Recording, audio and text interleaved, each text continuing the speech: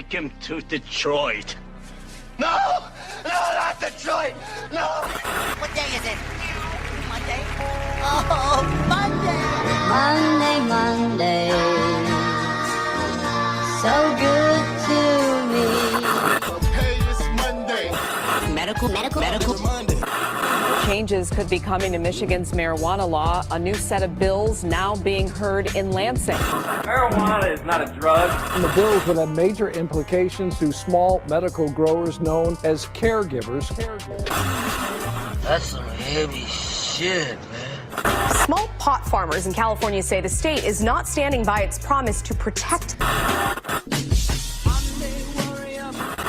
Big companies were supposed to be limited, but some have stacked hundreds of licenses. Stop hitting me so hard.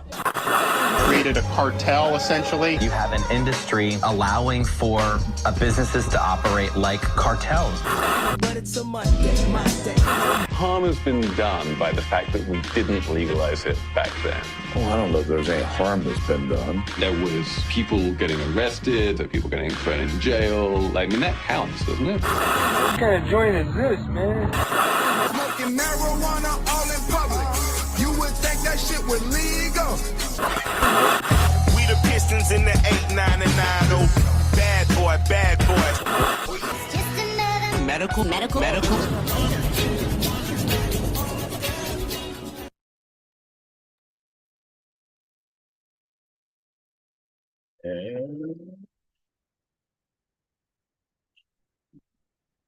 Welcome, Medical Mondays, y'all. This is your host with the most THC in his motherfucking bloodstream, BERG.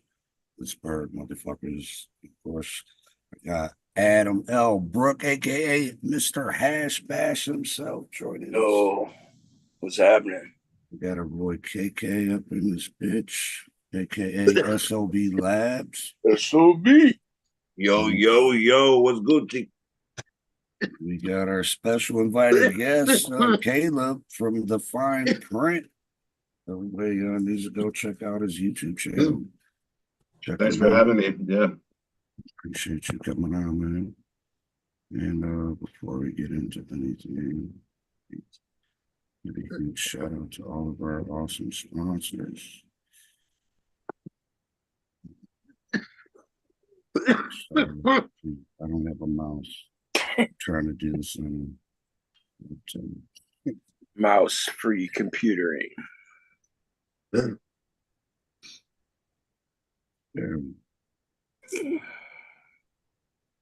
Big shout out to Native Made 313, Michigan Turf Farms, Nugget Duction Extracts, Tiki Man, SOB Labs, and Tree Street Packaging.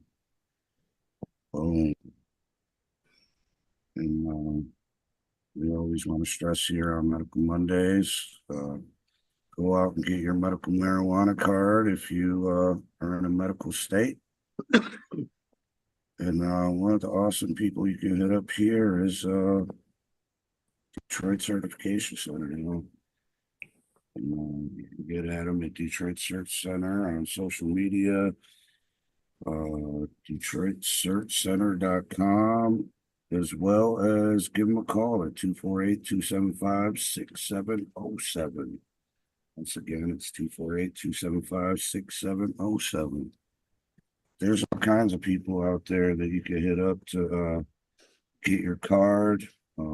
Huge shout out to Here West, out west, Michael Dooley up north, Vehicle City Social, GC3, Michigan Weedsters.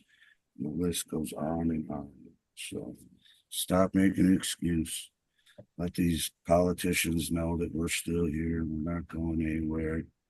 And it's beneficial legally, man. So yeah, stop making excuses. Yeah. I feel like the OWI part is the biggest, not the biggest reason, but the most beneficial, for like if you get pulled over, Oh, yeah. Well, I mean, it's the difference between driving medicated and driving intoxicated. So. Right. It really depends on the police officer. If he's having a bad day, he's going to take you in. Oh, yeah, for sure. Well, that's why I never say anything. most people give themselves up. Yeah. Cop says, when was the last time you smoked weed? And you think you're going to be smart.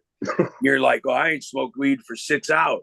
Yeah. I ain't smoked weed since yesterday. Well, he knows he's got you. Yep. So why would you give yourself up? Just keep your mouth shut. Ask about his wife and kids. Before we get into anything else, remind everybody out there, save the date. September 22nd, y'all, 2 p.m. to 7 p.m. JSH Enterprises and Nugget Duction Extracts present the Fur Baby Give Back, benefiting the Home Forever Rescue. It's a dog shelter. So some of you guys didn't figure that out. So the donations are going to be all kinds of pet products, including pee pads, disinfectants, milk bones, certain brands of dog food. You can find out more about that on Native Maids, or I posted it also. So keep informed. Follow us on Instagram. Of course, everybody who gets in gets a free raffle ticket to win stuff donated by all the awesome vendors. Food's going to be done by Chi Town on Hibachi, and Fun Food Express is going to be there as well. I'm going to be there. Adam's going to be there. Shout out Native Maid's going to be in the house. Nugget Duction, Food Cough, or Fuck Off Extracts. I always call it Food Cough. Shout out to your boy Nice. Tom Dell's going to be there. Dab Smith. And the list goes on. So save the date, y'all. It's coming up quick. 22nd. It's a Sunday, 2 p.m. to 7 p.m. Save the date. Sunday. Boom. All Hey, right. I got a question. Sure. What's everyone smoking? You motherfucker. Fucking asshole, bro. I didn't even know. No, like I was gonna ask that. That's my fucking line. Fucking asshole.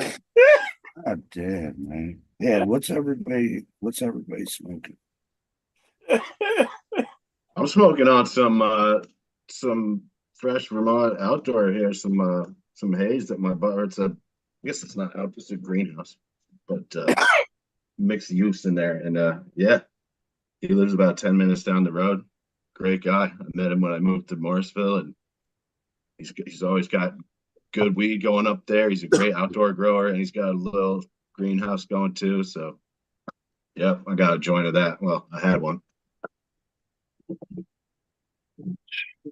We're smoking on some guava tangy rosin from SOB Labs.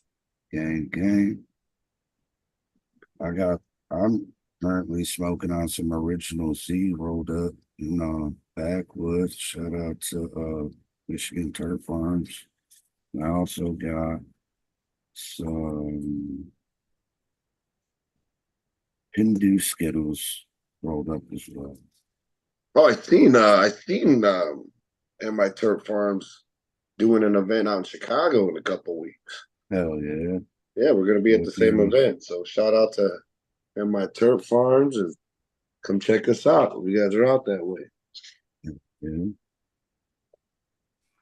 I'm dead. Man, I just want to send out some positive vibes to Dog Catcher real quick, man. He had a little mishap this weekend, health issue. Didn't end up spending much time at the event, but he still showed up though at the end. I was happy to see that, bro. He looked healthy though. He didn't look like he got out the hospital. Well, he needed a blood transfusion. That's why, bro. He lost so much blood. They give him some steroids too, because that he was jumping around like Mario, dog. Like, yeah, he was moving around. He looked pretty good. He did. What were you saying? I'm sorry, Adam. Oh no. You said what are you smoking on, Adam? The slushy, I held it up. Oh, Michigan Turf Farms Lushy. yeah. Yeah. I like that. It's So yeah, man. Fucking before we get in it, and saying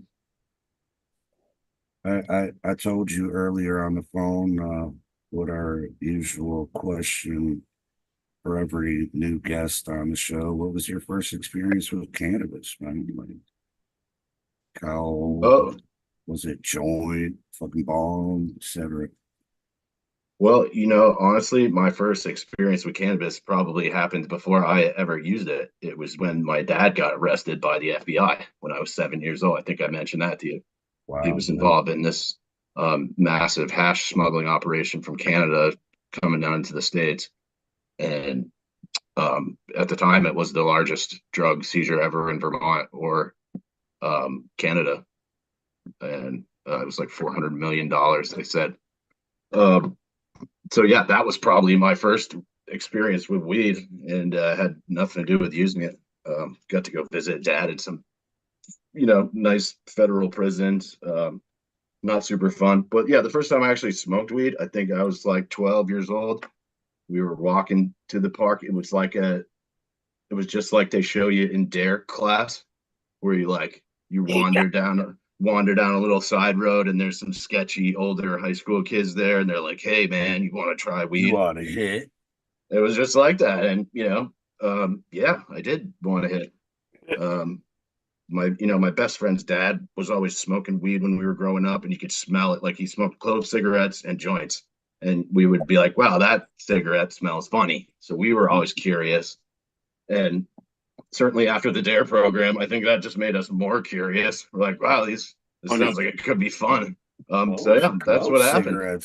Clove cigarettes smell kind of funny to me, man. Yeah. I ended up going over to Canada to some fucking coffee shop with one of my friends, and he smoked clove cigarettes, and we got kicked out of there because they were like, "Oh, you're smoking weed or something." I'm like, what the fuck? Yeah, that was it though. I liked it immediately too. Yeah. Been a big fan. So it was a joint? Since. Yeah, no, it was like an old metal, one of those old metal bowls with the screw on top. The lamp parts. Yeah, it was. Yeah.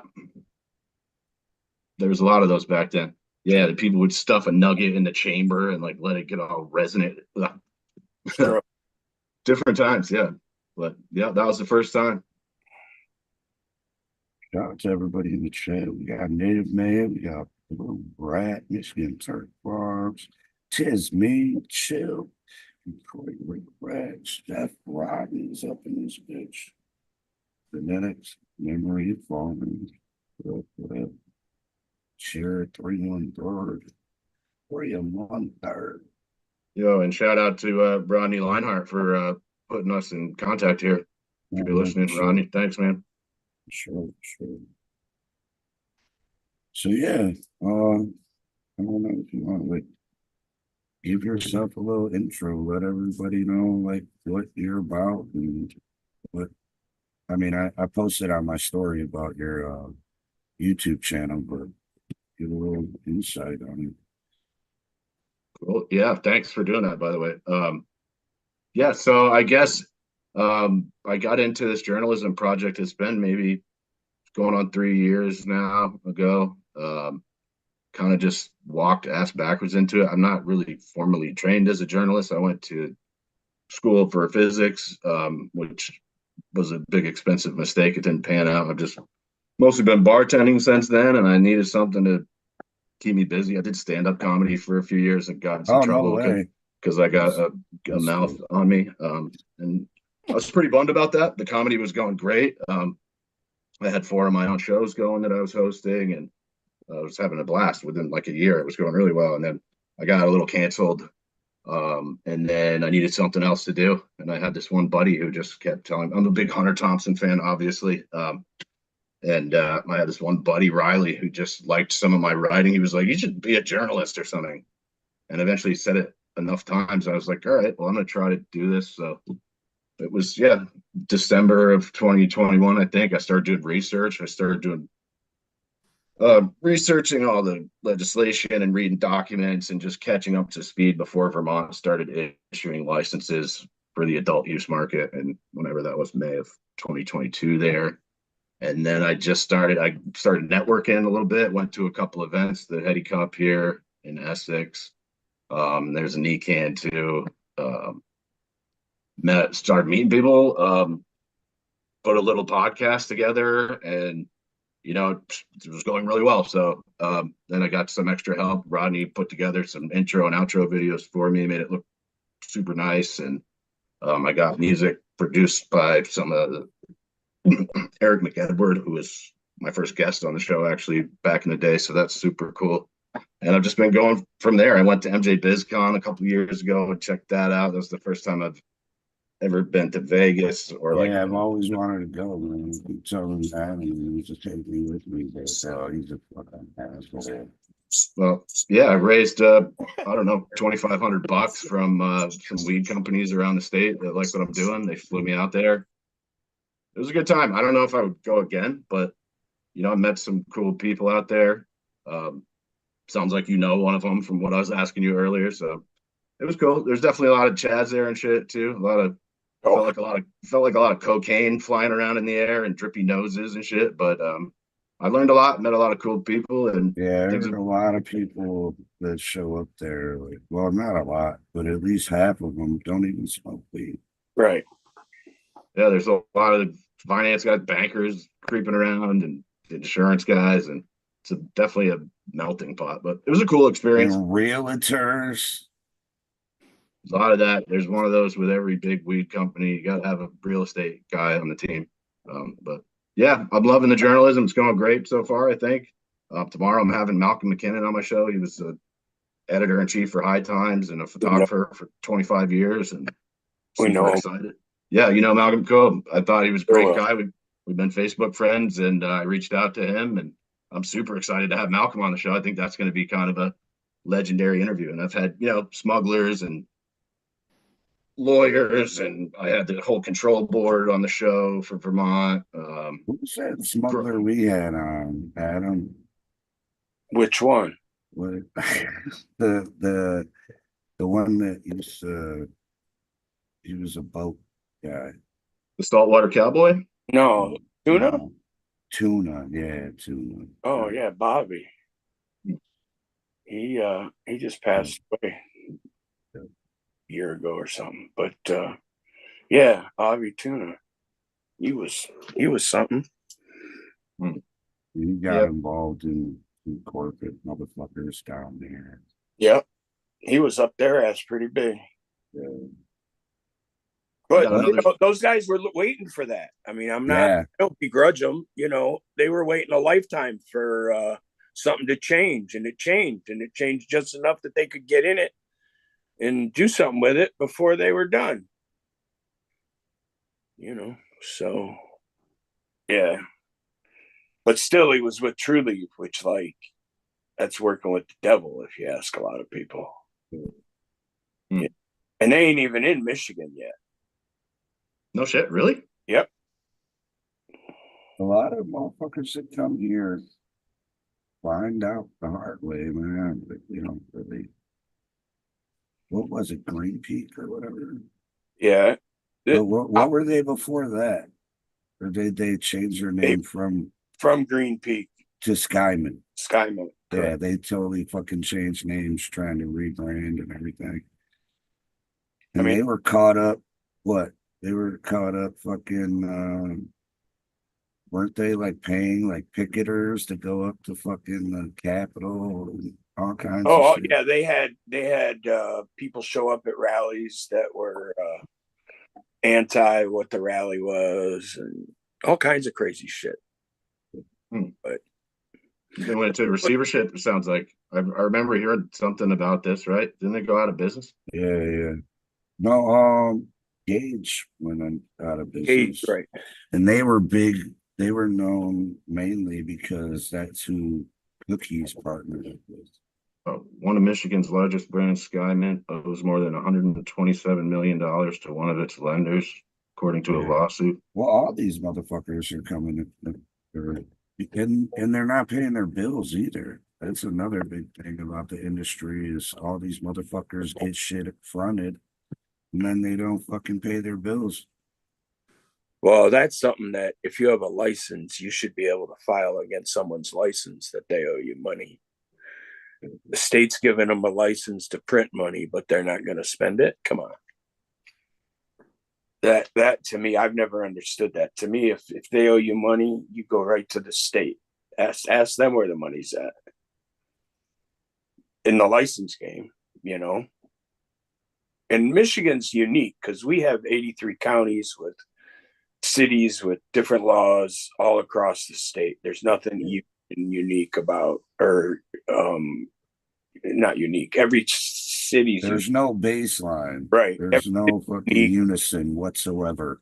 How many dispensaries they can have, where they'll allow them, all kinds of things. Where, you know, some communities limit it to so many, and then you find out that people that were behind the limit own 3 out of the 4 that approved. And some counties, they were trying to push caregivers into green zones, quote unquote green zones that used to be industrial zones. So it's like, who knows what's like polluted in there? You know what I mean? Like they're gonna have to redo the whole fucking just the land if they're gonna they're gonna have to replace soil and everything. Like people don't understand like what industry has done to the Detroit area. Like they've just fucking they fucking came and made their fucking money. Soon as NAFTA was signed, they were like, oh shit, we don't have to be here. And they just left shit. Right. Left. And one of the fucked up things about Detroit is they built an elementary school on top of a contaminated industrial site. It's the highest contaminant is lead. Right. And they're fucking building a school, an elementary school on that. That's just fucking only in Detroit. Mm-hmm.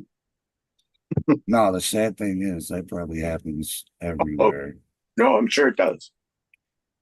Yeah, I was curious about your comment you made there about the number of dispensaries in each town, how many they're going to allow and stuff, because we've been having a similar issue developing here in Burlington, which is our only real city, which is like maybe 45,000 people when all the college kids are here. But there's, I think, 15 dispensaries now in that size of a city. 3 of them are like within 4 doors of each. There's just a bar separate. There's 1, 2 in a row, and then a bar, and then another dispensary. And this guy I interviewed, Jeff Nordahl, I interviewed out in Cali a couple weeks ago.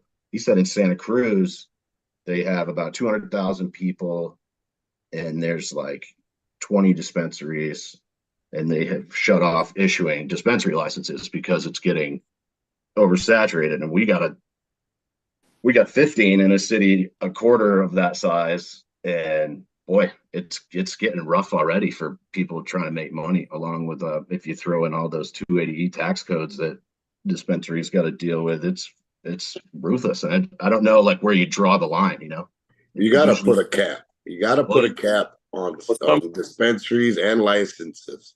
You know, or you're destined to fail. You know, like Kentucky put 49 on the whole state. They're only going to allow 49 dispensaries to open throughout the whole state after the first of the new year. In Vermont, I think we got 70 something already, 75 maybe, and that's the market's only been online for, well, they started issuing licenses a little over 2 years ago, and then opening day was October 1st, a year and a half ago, and already we got 75. Kentucky just received nearly 5,000 applications for this shit too. What? How many stores do we have here, Adam? What, like 900? I have no idea. Well, I mean, it all depends on what city, though. Right. Because straight up, like, Detroit was just medical until recent. Like, they've just fucking started going, like, full rec recently. And Detroit was, you have to remember that at one point there was like 285 illegal dispos in Detroit. Yeah. Everyone in the and state the market knows was doing illegal. just fine. The market was just fine. People were happy with what they were getting. And now they've cut it down to where I think they'll only be 70 or something. I don't know. It was much lower. I know that. But now in Michigan, the local entity, whatever it is, governmental entity, they have a right to impose time, place, and manner in Michigan. And when there's a decision on how many dispensaries, they can tell the 4 dispensaries that they can only be open certain hours and can only be located in certain places. And a lot of places, since Michigan has that type of law, since we passed our law, a lot of places aren't allowing for that. The states are now coming on board and saying this is what will be statewide for dispensary licenses. And how do you spread them out? Because Michigan's got some big cities that are far apart. Right. Well, it's like with liquor stores, you never have like 5 liquor stores on the same block, and if you're lucky, you can have one per town. Yeah, you do. Bruh. You'll They have also one city take it- block on every corner. There'd be a fucking liquor store. In between a gun store and all kinds of shit. Well, not a gun store, but Back in the day, they had some gun store. Yeah. In the high rent districts. Yeah. But they'll have pawn shops with guns in them. Yo, let me ask you guys a question. I'd like to throw one at you guys. And my question is about Brian Hanna. He is the director of the CRA, if I'm recalling. So how do you guys feel? One thing I've talked a lot about, and I've had a few members of law enforcement on my show, which was interesting. But how do you guys feel about the regulatory agency being run by a former cop? Oh, it's worse than that. How about a guy that's never smoked marijuana, according to his CV, as they say? I got a bigger problem with that. And I don't think cops should be allowed to be involved in the game at all. Former cops, former prosecutors. I'm all about, protesting these places that are owned by these people, because I don't think after the damage they've done, they should feel comfortable coming into our industry. And how about What is it? Cloud Cannabis? Cloud Cannabis is founded by a fucking former police officer. And There it is, testing labs. Right. That was gonna be the other one there, right? And that guy got in trouble with the state and opened a lab and was known to be trouble and did the same exact type of bullshit move in the weed game that he did when he was working for the state. So I wouldn't allow those people to be involved at all if I was writing the rules. But, I guess they must have had their come to Jesus moment. I don't know, because the hatred was ungodly. These 20 and 30-year-olds have no clue what the world is all about, because their whole lifetime weed has been either legal or about to become legal somewhere in the U.S. No, like I told you on the phone, like we were like we had that one kid on, and his first experience was a fucking vape that he got at his first job, which was at a dispensary. But that shit's fucking crazy to me. Crazy. He's like, oh man, I loved it. I'm like, oh my fucking God. Yeah. Yeah, and KK there mentioned earlier, I think, about the DUI laws, which I thought were absolutely nonsense. They were pushed by, the police and the Vermont Department of Health here and some of their underling groups, and was really based on nothing. The science for alcohol impairment is pretty well documented and reliable. You know, you drink enough, you're gonna start swerving and fucking seeing double. But they don't have anything when it comes. In fact, some of the driving in all studies. actuality, they're just putting a baseline, and like everybody's different, you know. So, I mean, I'm just being real. Like some people get a lot drunker than other people, like you know, and they're just going off of the alcohol content. They're not going on. Well, they're any probably going kind off of someone that's intoxication sober until they're what? that's never indulged. And I'm not trying to like defend you know, alcohol by any means, because it does impair people, but they're trying to do the same shit when it comes to cannabis. They're gonna be doing these fucking swabs. It's like a fucking swab that they fucking take, and then they, you know, instantly like put it in some shit and then send it off to a lab. And that is just fucking, you know, taking the amount of THC that they find on you. Like everybody's different. You know what I mean? Like somebody, like this is my average joint, you know, like fucking two, maybe like 2.5 grams. If a regular person was to smoke this, they'd you be know, yeah, they'd be on their fucking ass. Like, do you remember the green goggle thing that the state cops? yeah, Oh, yeah, dude. I talked to a lady who's in on some of that research. That sounds like more fucking horseshit. Oh, bro. Well, they're pushing it in Michigan, in like Michigan employment, I should say. Like they use those goggles for people with Alzheimer's originally, and they're trying to repurpose them. Yeah, and this lady, they made so many of them. Well, this lady was, well, she has grant money, she has to use it, and boy, she's really like, I don't know, her her son died in a drunk driving accident, and for some reason she's all gung-ho about weed. And you know, it's just wild. Even some of these driving studies that have been put out are starting to get debunked. And everything gets either debunked or the study actually proves the positive. The Canadian driving study proved a positive.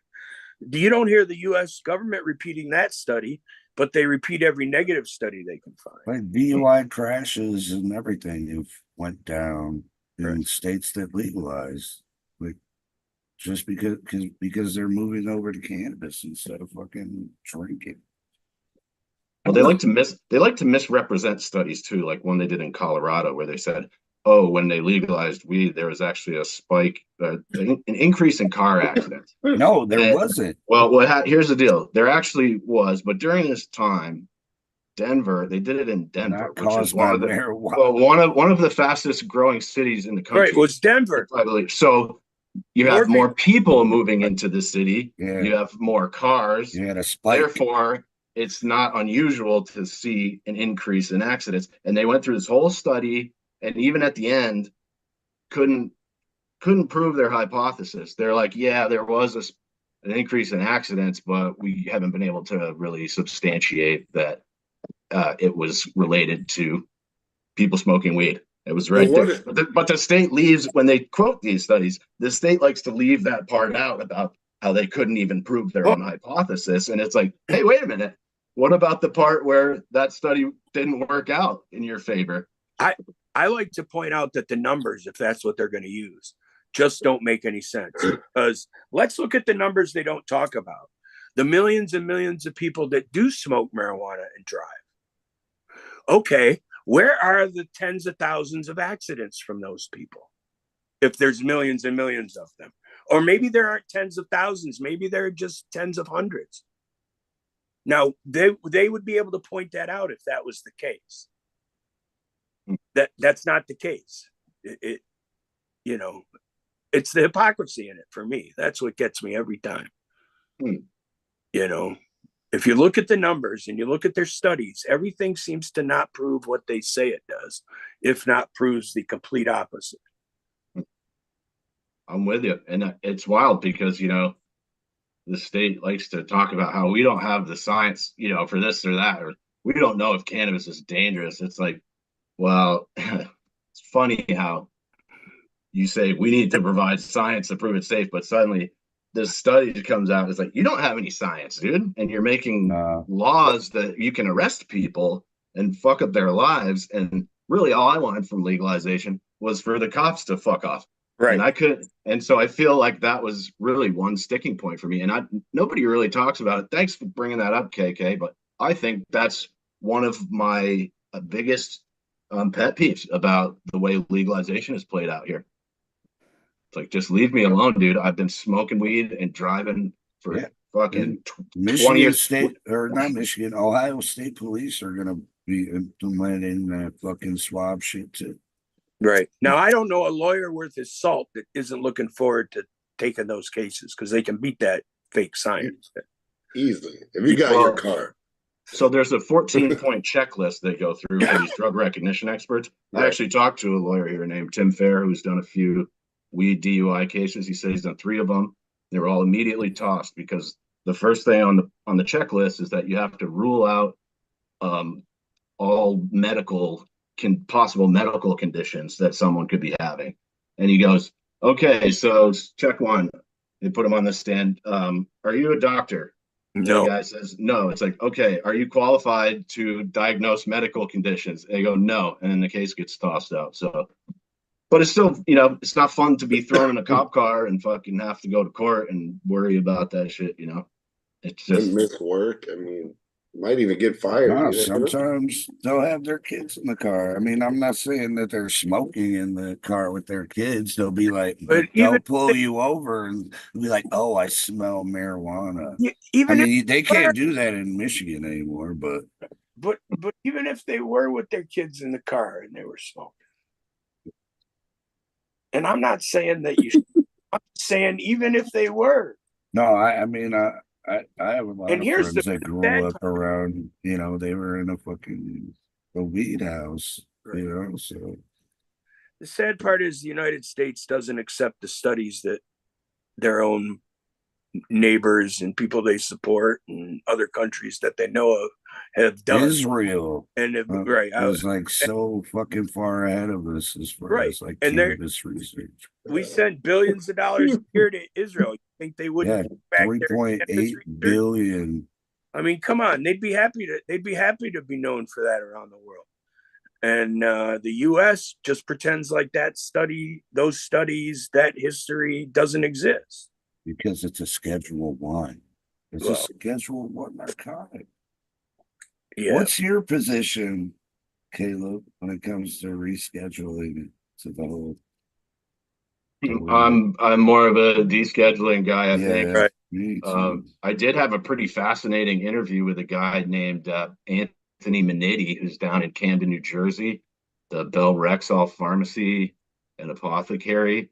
So he had a pharmacy license and then got a dispensary license and told me he was going to be the first pharmacy to dispense cannabis before it was legal and before it got federally illegal, like back in the 1920s or whatever. They were giving out cannabis apparently, right? Oil shit. But that was a great conversation. I hope he's wrong, because the ramifications of the Schedule 3 stuff or the rescheduling was not good. Right. If what he was saying is people don't it's understand very bad, and that's going to bring in the pharmaceutical companies. Like all kinds of stoners out there are like, oh yeah, it's cool. They're going to make it legal. Like, no, bro. It'll still be controlled under the. That's the last thing we want. We need decriminalization. Yeah, I'm about that. Just get rid of this whole plants being illegal bullshit. It's ridiculous. And the federal government's going to want their tax, so you need to deschedule and have a federal tax stamp. So if it crosses state borders, it has to have a federal tax stamp on it. Other than that, the feds aren't entitled to any money, because that's all they control is interstate commerce. So that's where they make their money. And other than that, it should be left alone. But the question becomes, why was it Schedule 1 in the first place? And according to the story I heard, it just got left there. Everything was a Schedule 1 when they came out with the schedule, and then they put things where they appropriately belonged, and they left marijuana in the Schedule 1. No, it never was put there or created. When it was created, it was just left. So they instantly made all this shit a Schedule 1. Right. Narcotic. Yeah, I don't like it. Well, yeah, that's one thing that one of Sinclair's cases was about, was that marijuana wasn't a narcotic, it was a euphoriant. And therefore he shouldn't have been sentenced to the 20 to life sentence that he got, or that was available. Man, shout out to Darkhead for Sinclair.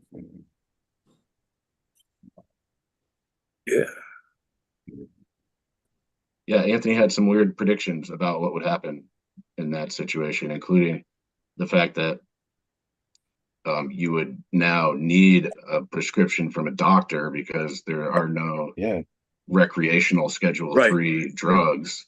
And that would be kind of wild, because now you're going to have to find a doctor, and some of those doctors are shady as hell. Those licensed doctors, but and also, it was weird to hear him talk about it, because he's going to win either way, because he has a pharmacy and a dispensary. So I think he's set up for success in both situations. But it was definitely interesting. But yeah, it was alarming, actually. So I hope he's wrong. Well, I think it's interesting because most places don't tax medicine, but everywhere it taxes marijuana when it's medicine, even if it's at a lower rate than the regular marijuana tax, it's still taxed. And that fascinates me, that they do that they get away with it, that they think they can get away with it. The taxes are ridiculous. 20%, 20% tax here in Vermont. And double alcohol, you get I don't know about that. Well, that's the problem, is the Banking Act called for marijuana legalization on a federal level, and it said that it would have like a 5% federal tax. Well, now you're paying 25% in taxes. That's outrageous. California, they'd be paying 45, 50%. That's outrageous. So they just got to do a tax stamp for the federal government, and states can make as much as they can figure out how to make. Something tells me they're going to come for more money too. The feds want their money. This is like a free slush fund for everybody. And the big thing that's holding the Republicans back is it's stinky. Well, yeah. They don't like the smell. That's the last hurrah. That's the hill they're going to die on. I mean, you already can't say like anything. That's the biggest thing they're talking about in Congress is like, oh, it just stinks. Like, water. This shit's crazy. Right. Obviously, they don't live downriver.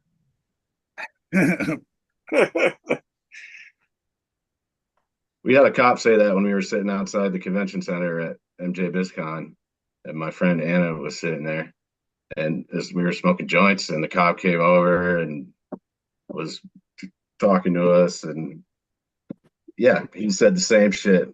I don't like the smell, and she's a vegetarian. She said, "Well, I don't like the smell of meat. Maybe we should make meat illegal as well." I would have been like, "Get the fuck away from me, bacon!" Fucking piggy oink, motherfucker. I actually kind of don't. I like to fuck with cops a little bit. If they want to come over and not be dicks, I'll crack a few jokes with you and fucking blow some weed smoke in your face. And yeah, I don't blow weed smoke. Well, he came over. He was standing right in it. Yeah. I don't like that argument though. That's the Karen argument. It smells. I think perfume smells, man.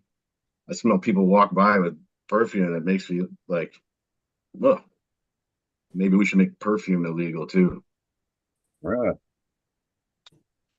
The landfill up here in Vermont kind of stinks too, but maybe we should make landfills illegal. There is still a lot We of got an pushback here, though. incinerator here in Detroit, man. Yeah. We burn a lot of garbage, but And I worse. don't like that shit. That's probably good to breathe in. Nice burning garbage. Yeah. That's kind of how I pictured Detroit. Sometimes there's a good breeze and it goes Right. over to Canada. Just burning garbage in elementary schools on contaminated sites. It's kind of polluted water supply. Detroit. No, like Detroit actually, like Detroit has one of the best fucking Yeah. water. Yeah. A lot of people lump us in with Well, that was the problem. Flint got off of our water supply. yeah, Flint was getting our water, and then they tried to produce. I mean, well, not produce, but like started their own water system up again after being all rusted and shit. So, yeah, But yeah, and that was all under fucking the state advisor because Flint was bankrupt or some shit. Yeah. Yeah, we're having some water issues in Vermont, PFAS contamination. I love all the talk too from the state about how we got to protect the kids when it comes to weed. We always got to protect the I kids. know, yeah. And then we go the environment, and then we go. Well, then we find out that there's at least 7 kids' schools here in Vermont that are between 10,000 and 40,000 times over the safe limit for PFAS chemicals in their drinking water. Wow. It's like, oh, are we going to protect those kids? Because weed isn't going to kill a kid, but would help those kids. Carcinogenic chemicals very well may, and it's frustrating to see, all the it's ridiculous, Yeah. Oh my God, all these kids are ODing on weed edibles. Oh my God, oh my God, oh my God. Did they fucking die? Did they learn something from their experience? Yeah. Like that's another argument I hear a lot too about the edibles. That's boy, they do. Like I've seen dogs eat an edible and get all fucked up. I feel sorry for it. They're gonna have to fucking just roll through the fucking ride it out and ride it out, man.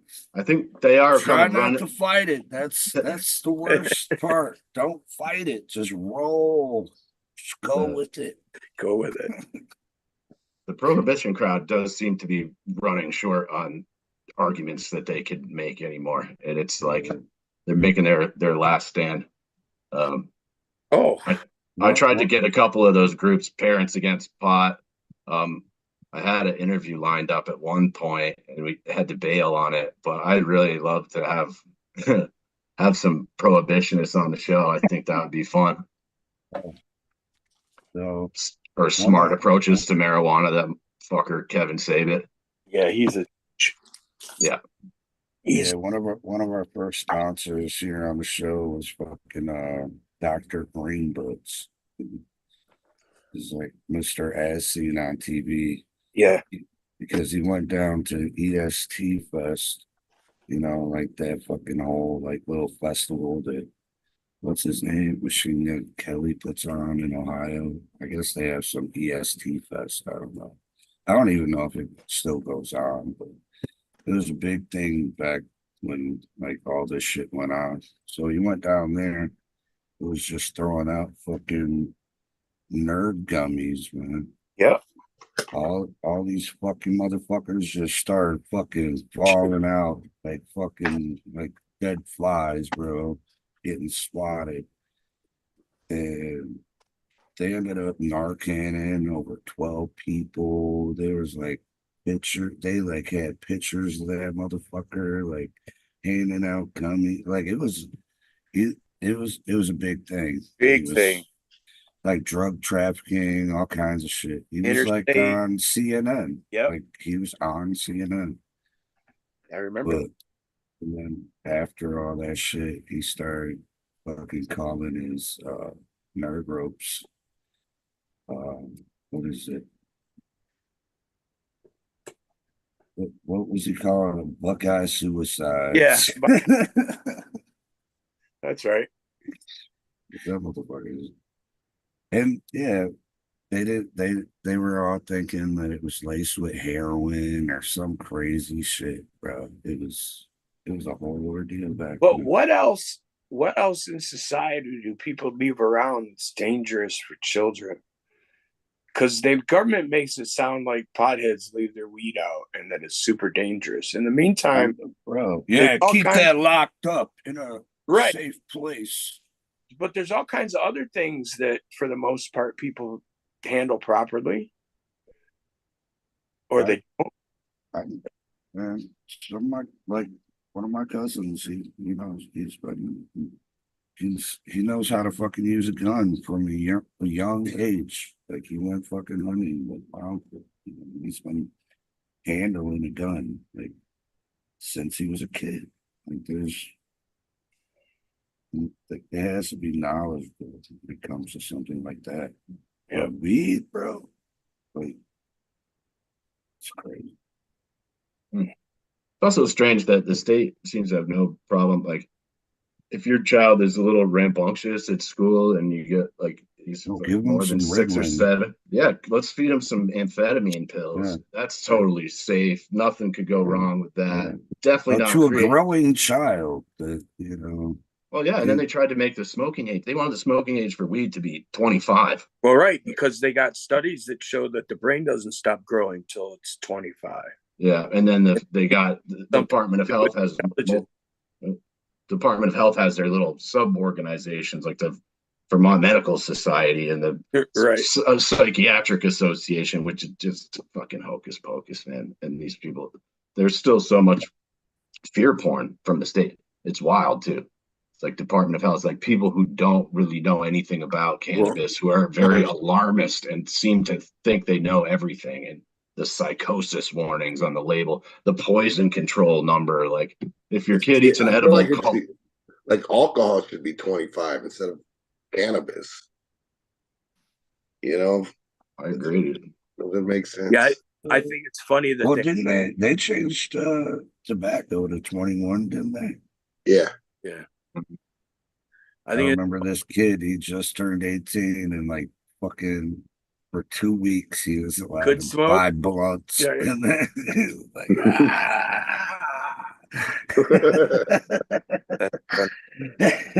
the flavored one. Yeah. Can you give me some blunts? It would be nice to see people with more cannabis related experience in positions to make decisions in these markets, instead of having cops on the regulatory agency or people, here in Vermont. None of those guys have any cannabis experience. James Pepper was besides locking people up. Well, James Pepper was a lawyer for the state's attorney and sheriff's office, and Kyle was a lobbyist for the coroner refiners. Yeah, he's a lawyer. Yeah. And then Julie Holberg worked for a student loan company. She did HR at a student loan company. I like Julie; she's a nice lady, but it's like you couldn't hire anyone with any experience at all. You go look down the. They probably couldn't hire anybody that had experience because most states have laws not allowing their employees to use these substances. Michigan just changed that. Yeah. But prior to that, it was against the law for a state employee. Well, I don't know if we have that here. That's a good question. Yeah. But we in Michigan, we didn't have any of those people on board. And now they finally figured out that they have to have these talk groups with stakeholders and allow people to interject because there was no keel to their boat. They didn't really know where they were going. And these people are coming and saying, hey, here's the problems we have in our industry and they need to be fixed. The problem is there's some interests that are being looked at as opposed to others. So the big players get, a little more out of it than the little guy. But that's how it works in this country at this point. Sad but true there. Right.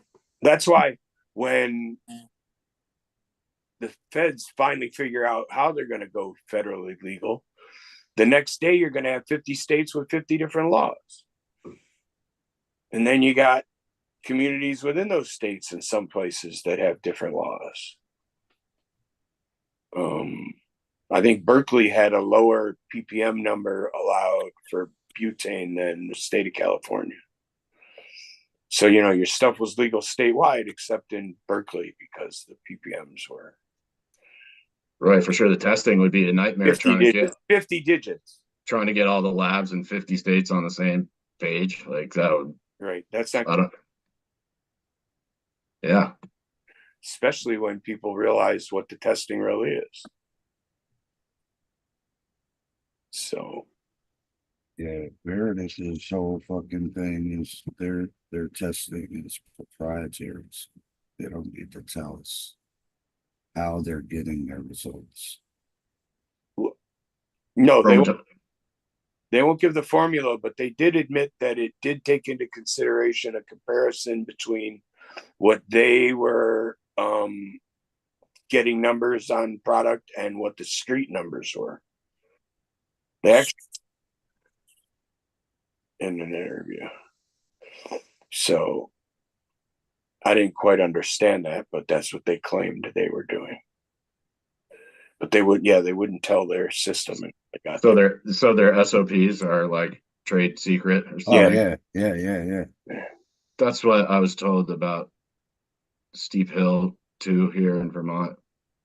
They said they just buy the SOPs and some of it is trade secret. I'm like, it's fucking chromatography. Right.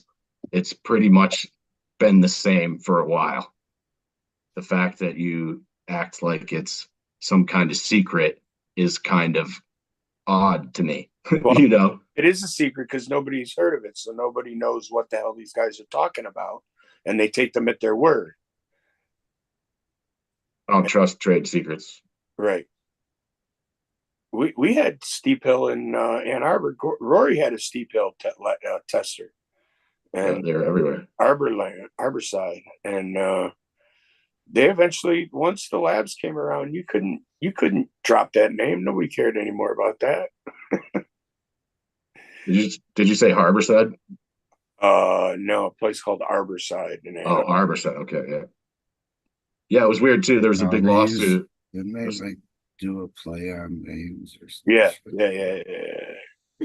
They got sued down. I think it was Arkansas or Missouri, one of those states. They got sued for a bunch of fraud, and then right after that, or right at the same time, the Steep Hill here in Vermont changed their name to Onward Analytics. And I was also talking to a dude at a lab in Massachusetts, and he said it's funny you mentioned that because the Steep Hill in Massachusetts also changed their name right at the same time. I was like, put a little distance between that fraud and then, you know, because you're just buying the same SOPs. It's like, well, right. That lab's got to be doing the same shit. I mean, it's wild. We haven't seen any sketchy lab stuff here in Vermont, but boy, a lot of other anomalies around the country. The Veritas data was super interesting to look at from my friend who's a data analyst. It was, and then I found out it was run by cops. I was like, isn't that interesting? Bad cops, not just cops, bad cops. Yeah, dirty cops. Yep, making money in the industry. I don't like that either, Adam. I don't think, I've been saying that for a while. I don't think cops have any business in the weed game, and I don't think they should be allowed to own businesses. Sorry, like you made people's lives miserable for so long. Well, and you maybe like how people don't even see a conflict of interest in it. Right. Like, but even if you weren't one of those guys, or you were even better, one of those guys that looked the other way, you let your partner get away with a bunch of shit that you never wrote down in a report. Don't tell me you didn't. So, you know, I want to know from a former officer, how many fellow officers did you turn in over your career? Right. You mean you never saw anything that you would go to HR about? Yeah. Oh, okay. The people who do, are singled out and fucking put on blast and fucking. It's like how's a cop gonna call another cop a rat? If he is, he swore he would. That's the. But isn't that part of their job is to be a rat? Yeah. It's totally illegal for a cop to lie to you. You're not allowed to lie to the cop.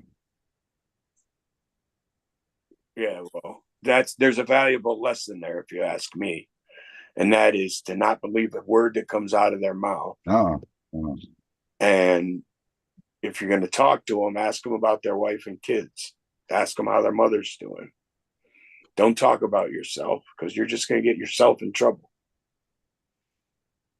It was kind of fun to interview. I had a cop on here who he has a pre-roll company. He's a former St. Albans cop, Mark Schwartz, and he called this company the Evidence Room. And I thought that was just such a clever. I thought that was. I just thought that was hilarious. And then I found out he was a cop, and I was like, "Hey, wait a minute, motherfucker! Yeah, that's not so funny anymore." He won't think it's funny when I come in there and shit disappears from the evidence. Oh, I thought you were gonna say shit. You were gonna shit on the floor.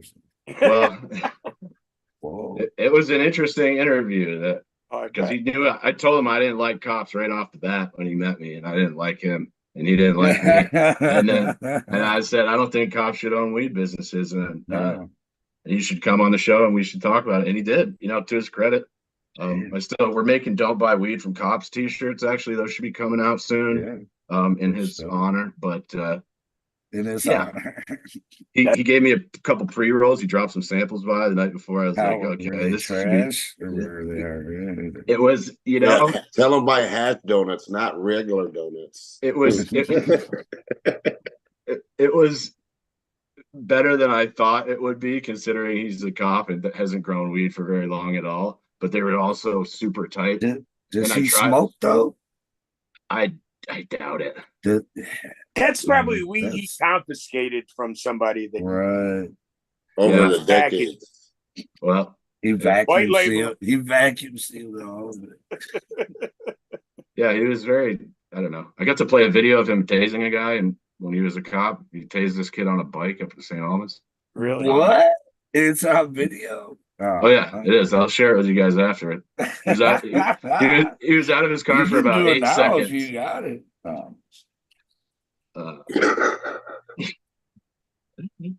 You want it? No, I mean, hey, if it's on your, you can share it. I think. Can I? All right. Well, let's see. Yeah, you're allowed to share. Oh man, this will be funny. What happened? Like, what did the kid do? I don't remember the entire story. It sounded like maybe he got kicked out of a bar because he was hammered, and maybe broke a window. But Mark actually got found not guilty. Wow, man. Of course, I'm not going to be able to find it. They felt sorry. It was just the thing that bothered me was that he was out of his car for about 8 seconds before he tased this kid. And the kid was on a bike. And I don't know. I didn't even think he gave the kid time to get off the bike. Yeah, I'm not going to be able to find that now. But no. But it was cool. He let me play the video. We talked about it. He was pretty defensive. He comes off like a cop, He seems kind of arrogant, and I didn't. The interview went well, but I like that he's only in 3 dispensaries. And he was talking to me after. He said, man, I call these dispensaries trying to make some sales. And I'm like, hey, this is Mark from the Evidence Room. And they go, oh, you're the cop. He's like, oh, here we go again. Like, that's good. How does that feel, dude? Nobody I wish wants it was to like deal that with here cops. in Michigan, man. I mean, there's a lot of uninformed people, though, man. Well, look, we celebrate an informant. We treat him like he's a celebrity. Pleasantries had White Boy Rick, like all these motherfuckers. Bro, Rainbow Farms had him out there like he was this You know, well, I mean, I could see him being there. You know, Rainbow Farms. I talked to that guy, Boss. Yeah. Is that Boss Crosslin or something? Yeah. I talked to him a while back. He had some wild stories. Yeah.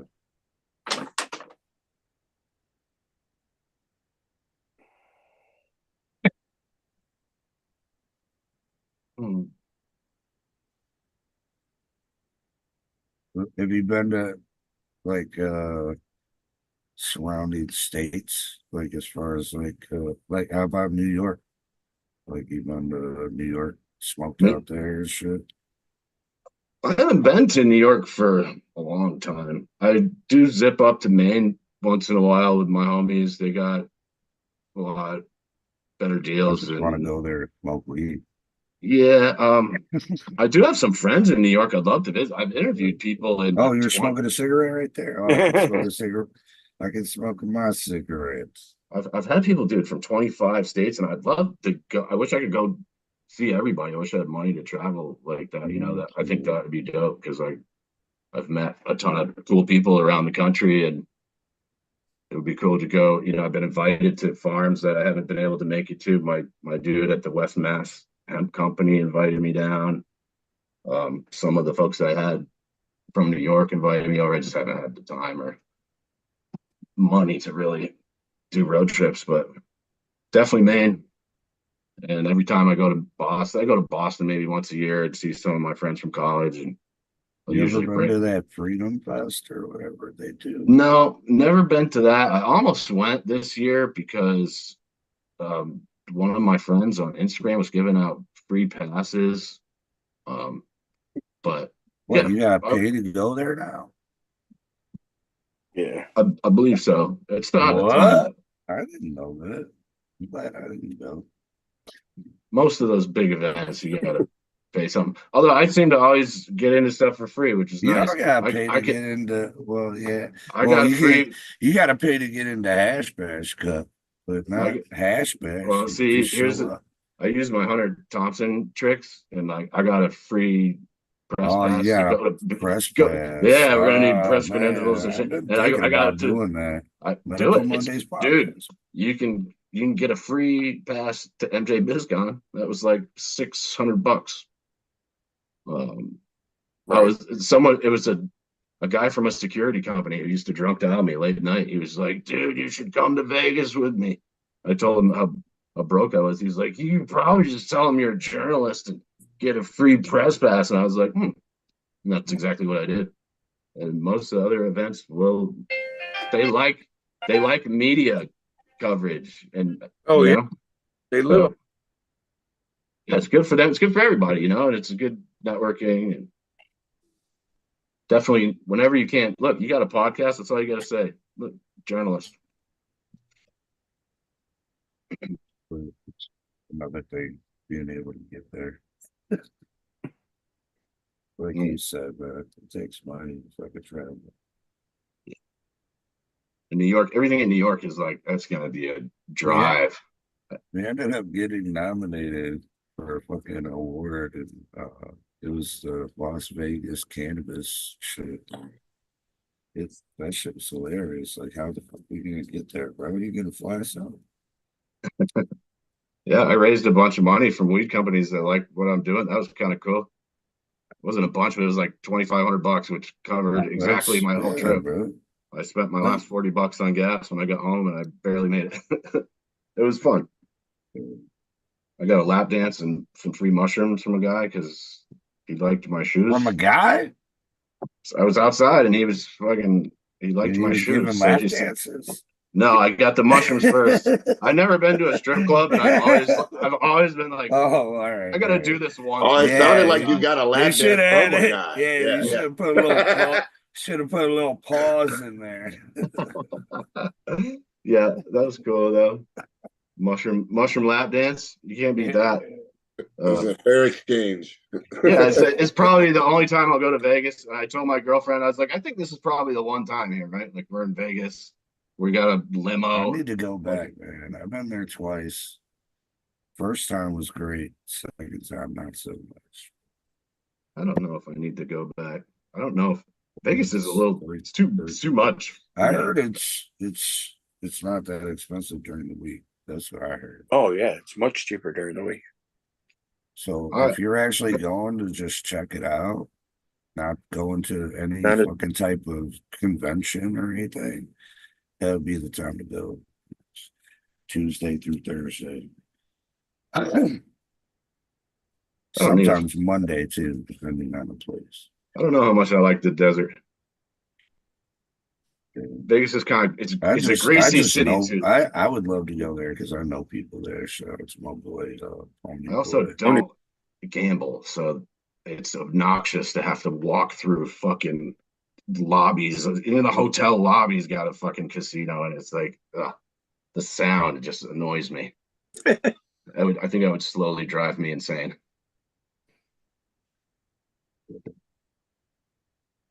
Now, the first time I went, we had an Airbnb, big ass fucking mansion. There's like 12 of us.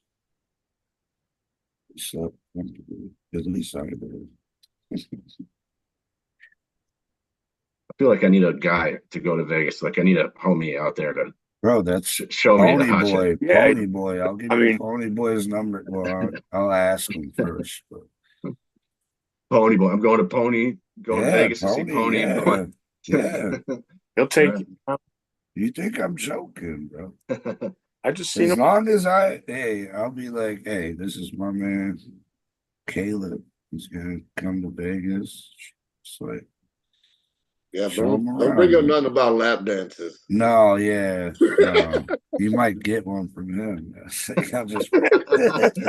Oh, is that why they call him the Pony Boy? No.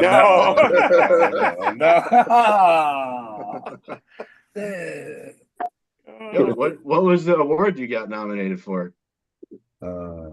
Best podcast. But we didn't win or anything. We won some Michigan shit, but it was just some industry bullshit anyway. And it was supposed to come with some money, and then they were like, "Oh, I read the fine print. They were talking about free advertising." But I was like, "Go fuck out of here, bro." Fine print. That's my show. You got to read the fine print. Well, I didn't even give a fuck, really. I thought it was a joke. We announced it on the show and everything that we're award winners now. So it doesn't matter. It doesn't matter. I got nominated for a couple awards. Award? We got one. Yeah, Nikan. I didn't even know Nikan had awards, but somebody nominated me for best news or information source in Vermont cannabis activist of the year or something. And which was weird because I'm not an activist. I'm like journalist, I think is different than activist, but I took it. I mean, I didn't win either, but it was cool. Somebody nominated me. I could put runner up, I mean, in a lot of those competitions, I'm just gonna be real. Like, we didn't even really have any like good competition. You know what I mean? So the chick that beat me for toot my own horn or anything, but we didn't, The chick that beat me for the Vermont Weed Activist of the Year is just like a chick who gets high on Instagram. We won 2 awards. But I forget which ones. That's how important they are. Yep.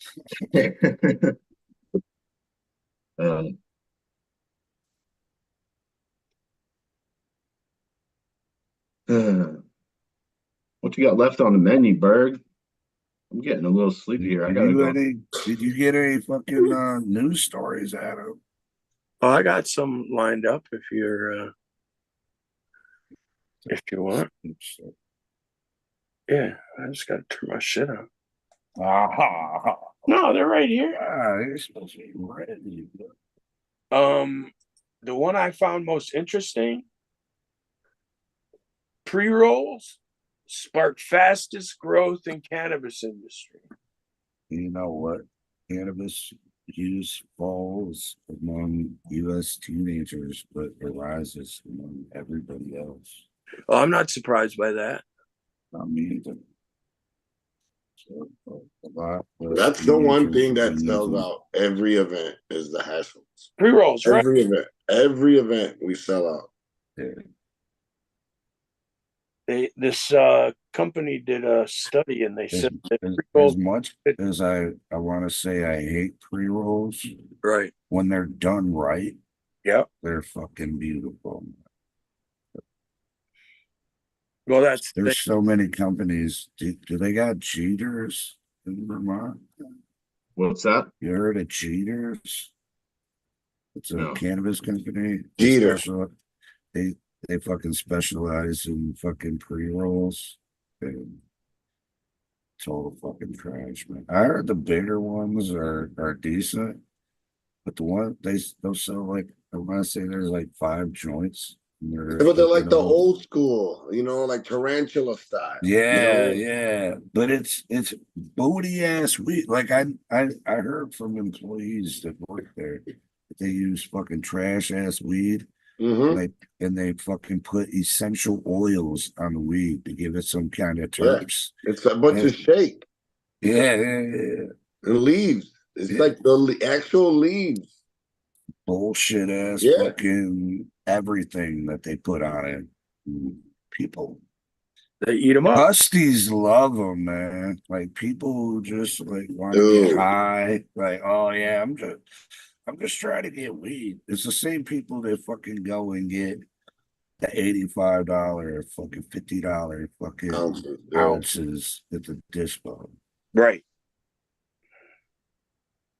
And it's usually a lot of them, man. I ain't gonna lie. My cousin drives all the way from Indiana to Kazoo just to get those Jeters and just to get those zips. Fucking wild, bro. Yeah. And he could drive maybe 15 minutes to me. And he goes up there. Because he probably can get them cheaper. Well, yeah, he gets like 3 times the amount. Yeah. I talked to it's not even worth half. I talked to a pre-roll guy out in Michigan. His name was Nathan Russell.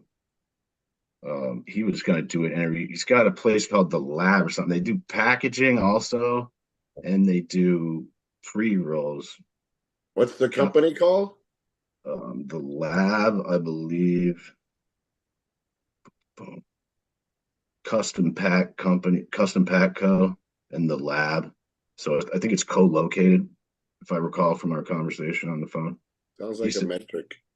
He said he sells a fucking ton of pre-rolls. Yeah, I'm not a real pre-roll guy, to be honest with you. A lot of them are disappointing. I know people ain't putting all their best material in there. Yeah. Or that Cops pre-roll was super wrapped so tight. It's like way too. It was funny too because I got to smoke it on the show and I knew it was super tight and I made a silly look like. And then I busted his balls about it. Little tight there, Mark. Had to fucking unroll it and put it in the pipe. Was it a cone? Yeah, they were cone. He also had like a big crutch joint, which I guess was like cool. I think that was like a cop's idea of what he thinks is cool, and it was just couldn't hit that really. That was also super tight. Yeah, I do kind of like Rip Genetics, bro. A fucking quarter-pound fucking cone. They had all kinds of extracts in it. Shit, couldn't even get it lit, man. No. Shit was so waste. It was so fucking. I was so sad. I think all those big old pre-rolls are a waste. I still like rolling my own joints. Yeah, me too. It's like a fun little ritual, you know. Early subversion. I've had a couple good pre-rolls. These guys up here at Forbin's Finest, that green sticker on the wall behind me, they crank out some killer weed. Yeah. That kid's from my hometown too. Used to get weed from him in high school. Where did you grow up? There's a little town called Lindenville. It's in the northeast corner of Vermont. He might have been in St. Jay, but it's the next town over. His brother used to go get weed. He's like, I know a guy who can get weed, and then he would go get it from this guy. And now he's been growing for 20 something years. Great guy. They got a killer product, and they just bought a pre-roll machine that can crank out an endless amount of pre-rolls. It's a fucking $500,000 piece of gear. Fancy. That's wild. Yeah, I don't like all the packaging that comes with the pre-rolls though. It's like every joint has to be in a glass tube from China. Vermont doesn't allow any plastic, so it's all glass. I don't know. Yeah, man. Something I've talked about on the show plenty is fucking like carbon footprint of the cannabis industry, where like the more stipulations, the more fucking every not only like do they have to, buy, a specific type of thing, but they got to destroy or get rid of the packaging that they already got, so it's like it's pretty sad. There's one dispensary in Vermont that's trying to do they got permission from the state to use they're like these metal tins basically that you can bring back and reload them, which I think is I think everybody should be doing that. Definitely. Like why bring your own container or something. Right, exactly. Like I have so many fucking bags and jars laying around. It's like I don't need all that. Some of the, it's weird that you need a package for a single joint. How about I just walk in and you can give me the joint and I'm gonna leave and probably like smoke it, and then we don't really need a package. Nice to fucking have a doob tube or some shit, but like to be forced to buy glass, that's kind of crazy to me. Yeah, it's an extra cost for the dispensary owners, it's just silly. Not Oh, that's right. Just hand me a joint. Give me Lucy's. We'll do Lucy's. You guys still have like deli style dispensaries where you can go? Yeah, we got a little bit of both. We got people that do deli style, and we got people that just got jarred up product ready to go. I like the deli style. I do kind of like being able to look at weed. I went to a dispensary in Massachusetts once. I don't know, must have been 3 years ago, and you can't look at any of the weed. It's all behind the counter. It's all put away in drawers. The bags, you can't even see through the bags. You can't smell it. It's like, I'm not buying weed if I can't look at it and smell it. I haven't been to a dispensary in Vegas since they went wreck, but I remember when I went there, like everything like was in a display case, like art, like it was like fucking up on the wall, and they had like a fucking big like glass fucking display case that you could look at shit, but you couldn't smell anything. There was another one where you could smell it, but you couldn't fucking, touch it or anything. A lot of places don't really touch it anymore.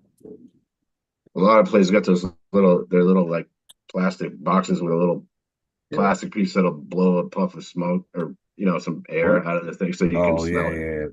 You have a little nug in there and you can crank a little. That shit they never fucking ever change out the fucking material. Oh yeah, that's what we got. It's hilarious. At least one of the dispensaries here, they had one from, say, the same thing for a year and a half, 2 years. In the display case, one of their employees told us. Of course, they didn't say anything until they were fired.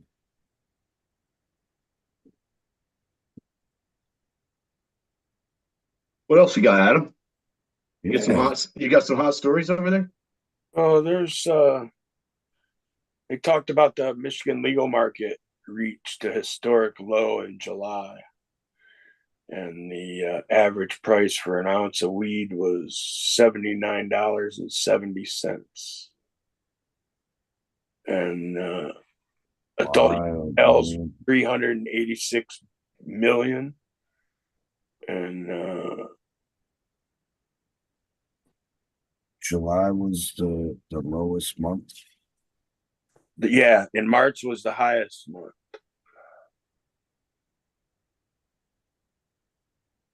So, but yeah, record in July, they said. What was this price in March?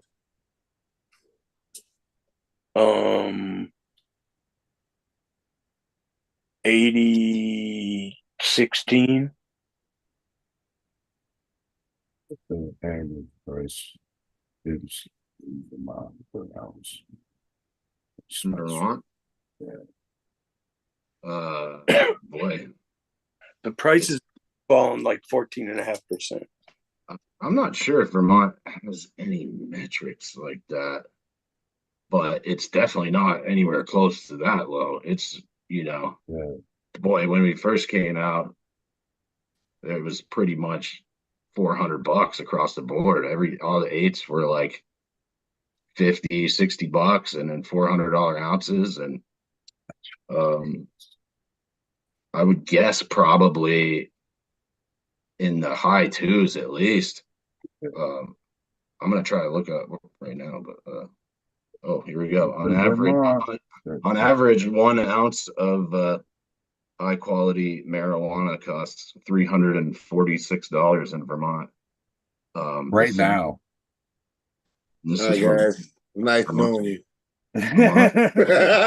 Yeah, so that's why I don't shop at dispensaries. I still get my weed from the homie up the road. Well, yeah. All right. What would your opinion be as an average price? What for some high grade? What I want to pay? Yeah. Is that what you're asking? Like, well, yeah. What's your limit? Mind? I mean, what are you paying for an ounce? Like, that's mine. I usually get this stuff I was smoking earlier. I pay $1.50 for that, and I'm super happy with it. It's not gonna blow your fucking mind, but I know the guy. He's a great guy. It's always consistently solid, and that's cool. I mean, I met a guy earlier this year when I was working on a farm. Sorry, that was last fall. This guy rolled up with some Nigerian cookies or something that smelled just like Super Silver Haze. And that was my favorite shit ever. And I smoked a bowl of that with him. And I was just like, I don't know who you are, but I got to shake your hand. And whatever you're doing is fucking phenomenal. And he said he would give me an ounce for $3.50. And I was like, that's more than I want to pay, but that's probably the best weed I've seen for a fucking decade. That's like, I'd probably give you $3.50. I didn't have $3.50 at the time. Yeah, I'm not a big haze guy, but when it's done good, man, it could be enjoyable. I just love it. I don't know what it is. That Super Silver Haze is one of the only strains that you could blindfold me and I could pick that one out by nose every time. Yeah. And there's a lot of them close to it. This one that I was just smoking on, it's got a little bit of that in there. But yeah, $3.50, probably $300. I would like to pay for the best weed you could get me, but I'd give you $3.50 if you're that guy. I do like that organic, that living soil indoor. There's not a ton of guys doing that, but man, no, a lot of what's done in Vermont is outdoor. Well, yeah, there's a lot of outdoor, and there's a lot of guys, growing with salts indoor, which whatever. I got no problem with that. But I feel like the living soil stuff that I tried just has like a different quality, different caliber, to it. Really brings out the best in it, seems like. Some killer hydro. These guys at Forbin's grow probably the best hydro that you can get in the state, and some of the best shit I've smoked in my life for sure. Nick's a great grower. I'd love to see what he would do if he was growing in living soil, though. It'd be super interesting. There are some good companies. Tito Byrne at Burn Gallery. He's got a dope pipe shop here. Super good grower. Him and his wife Michaela. They're doing the living soil indoor, and Bushy Beard cultivation. He's another super good dude. I like that stuff. They should do a side by side where you do one room with the hydro and one room with the living soil, and then compare the results. I'd like to see that. That'd be interesting. Third people, or not.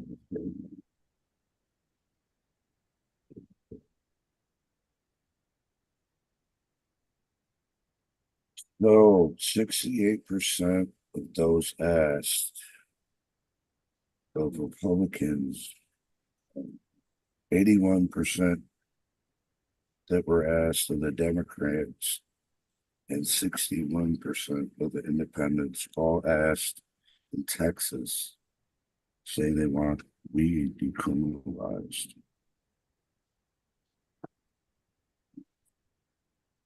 Yeah, done.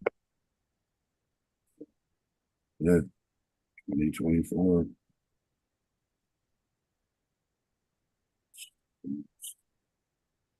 So altogether, they're saying 73% Texas.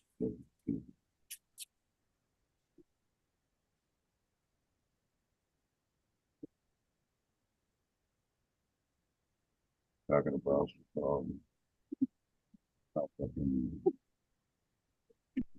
down there now. As far as you got to basically be dying. They have in the medical program. Canvas, yeah. Our program in Vermont was super restrictive at first too. It was like basically AIDS or cancer. Yeah. It lightened it up a little bit, but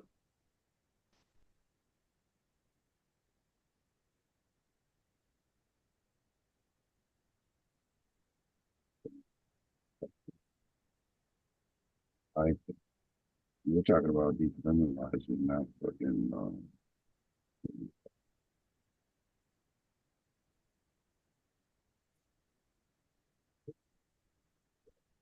anybody else having trouble hearing him?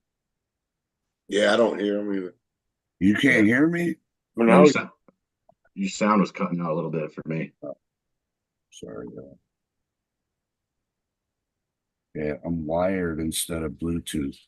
That has anything to do with this.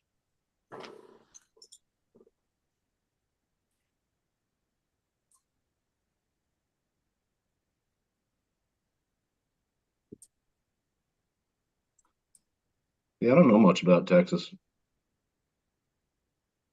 Texas will have the biggest market here soon, though. Once they legalize it, they're gonna blow out of proportion out there. They're already taking all of Denver's business. You know, they've been doing that since Denver. You know, I personally know people who fucking moved to Texas, California, just because of the cost of living there. The energy, everything. A lot cheaper in Texas. At least in California. Right. Twice as cheap. I get twice, double, they can probably move into Mexico almost.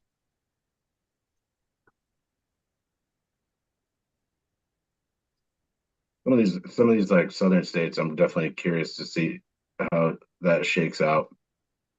I know, like, I was looking at Georgia a little bit, and they went medical. They only issued 2 licenses, and of course, one of them was for Trulieve, and the other one was for this company, Botanical Sciences. But they have these weird rules, like there's no smokable products allowed, and you can only sell super low dose edibles and like oil, and that's it. It's very, very strange. Texas is a little different though. I feel like, because they have some mix it. Like Austin is probably a super liberal city, and then I'm sure there's parts of Texas that are the exact opposite. So we see. I was hoping these states were going to correct the mistakes as we go along, but it seems like a lot of states are just repeating the same mistakes that other states have made and ending up in the exact same situation. Michigan market was hot, right? And now, what did you say? You just had the lowest sales so far. Yeah, that's the. Well, we got the most sales. We just have the lowest prices. Lowest price. Oh, but like, is it sustainable? We're doing numbers. Well, Bird, we talked big numbers. We talked about that earlier. Like, is it? What do you say? $79 for an ounce? Yeah. So like for a pound. I mean, I don't. How low can you go? They're selling it cheaper at the dispo. Yeah, I know this one kid was bragging about getting 2 ounces for $80 at the dispo. Yeah, like, is that sustainable prices for the people growing the weed? You know, I guess would be my question. Bro, the Chicago people are coming so fierce that New Buffalo's opening like a dispo every fucking other month. Like, they really are, dude. They're crushing the fucking market in New Buffalo. We were just talking about an article last week, I think, about how Ohio is going to be taking back some of their custos to come here because they're going full wreck. So, yeah, but they're restricted a lot in Ohio. So it's going to take a while. And didn't they do? That was one of those states where they did a fucking lottery for licensing, which I think is ridiculous. They did the same thing in Connecticut, I think, and you could just see they're like, hey, one company got like fucking 25% of the entries in one category. Surprised they get a license. It's like, oh, so if you have more money, you can just stuff the box. Like, I don't like that.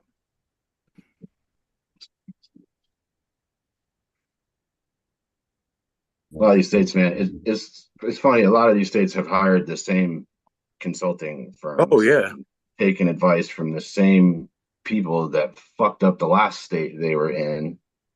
And I don't know. I watched so many of these meetings with the control board and the advisory committees, and it was clear that it was the blind leading the blind, and following legislation that was also written by blind people who don't know anything about weed. It's written by everybody who doesn't know shit about weed. Well, yeah, and then the people who do know about it seem like they're kind of still like scoffed at or not taken seriously.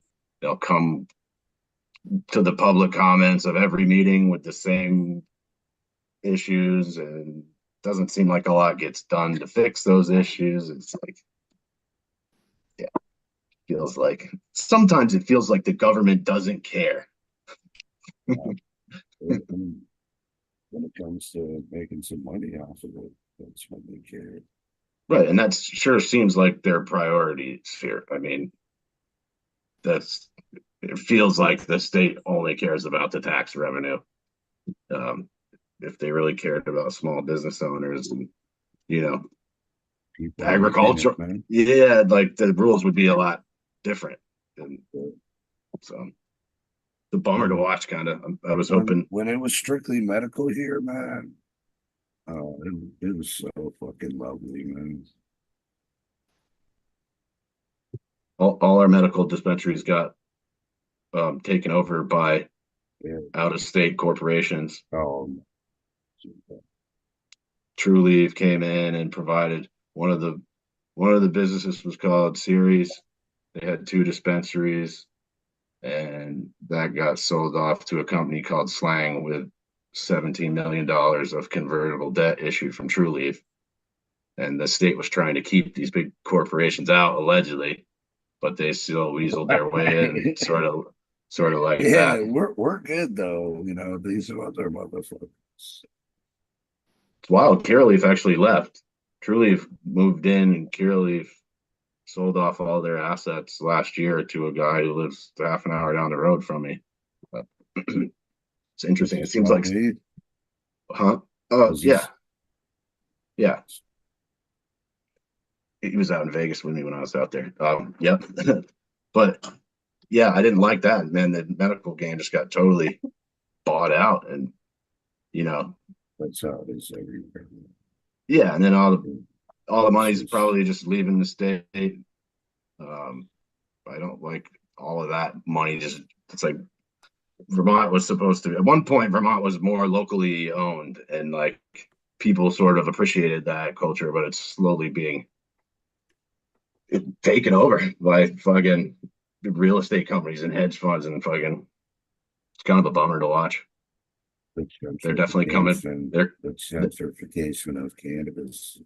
Yeah, they're doing it. It's definitely happening in the weed game. I see, you know how many like wealthy people I've seen that somehow managed to scoop a social equity license that never had anything to do with weed. It's like, oh, my wife is Hispanic, so we get a free social equity license. It's like, we never had anything to do with weed. We don't smoke weed, but like, here's a free. And then I got a friend who's got felonies for weed and couldn't get a social equity license because he didn't do any jail time after he was sentenced.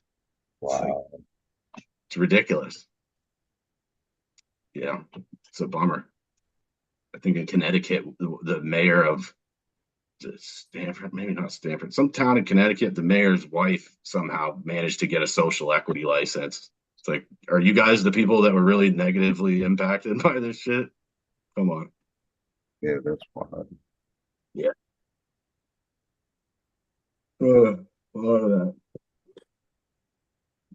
Before we get out of here, you want to shout out your socials and all that. Caleb, what's that? Can you hear me? Oh, yeah, okay. All right. You say shout out my socials and shit? Is that what you said? Yep. Cool. So if you go, you can find me on Facebook, Caleb Teskey. I'm on Instagram. It's the fine print _unjournalism. Changed it to unjournalism because people kept making fun of me for not being a real journalist. So I made that as a kind of a fuck you. I also got the YouTube channel. If you go, it's a little hard to find. It's hard to find if because there are other things with the same name, but I got links to it on my fucking Instagram. But it's the fine print. I'll link it on this episode as cool. well. Yeah, look for the purple and black and white asterisk. That's how you know it's me. Yeah, I think I got maybe 275 interviews up there, maybe. Still something in that range. And if anyone's interested, I'm gonna have Malcolm McKinnon on, former High Times editor-in-chief, tomorrow at 5 p.m. Eastern. I think that's gonna be a killer interview. Thanks for having me on, dude, by the way. Appreciate you. We should definitely stay in touch. Definitely. Gentlemen. Sure. The three of yous, it's been a pleasure. Nice to meet you, man. Good to meet you. Yeah. Before we get out of here, I'm gonna shout out the sponsors and everything. Cool. Well, I'm gonna bounce because I think the dogs need to go out. But it's been a pleasure. And appreciate we'll talk again, man. Yep. Take care, guys. Yep.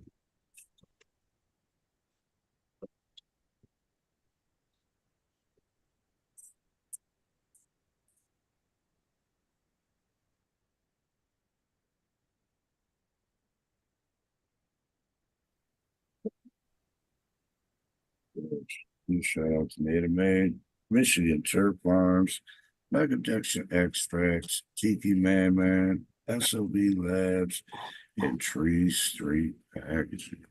Boom. So again, forget the date. September 22nd, y'all, 2 p.m., 7 p.m. Location to be announced, but if you know, you know. For Baby Give Back, benefiting the Home Forever Rescue. Things you can donate, or it's $20 at the door.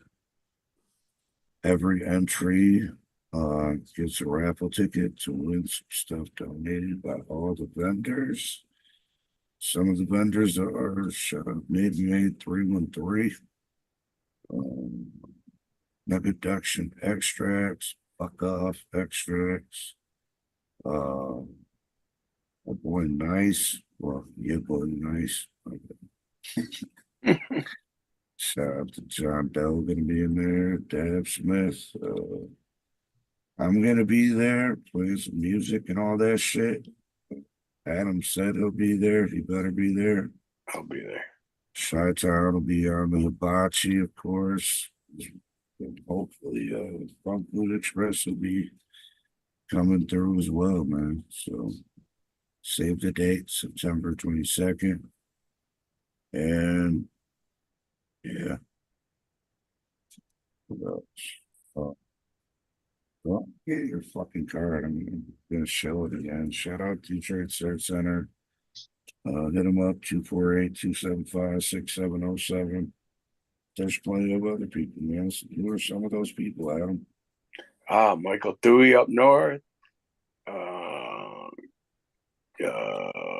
Fuck. Bomber is Pure West. Pure West on the west side of the state. And GC3 and Vehicle City. Flint. The Weedsters. The Weedsters. Yeah. There's all kinds. Holler at one of us, man. Stop making excuses. Tell these motherfuckers we're still here. But yeah, thank you everybody for tuning in, man. Make sure you hit that like and subscribe if you haven't already. Enjoy the rest of your Monday, y'all. Yeah.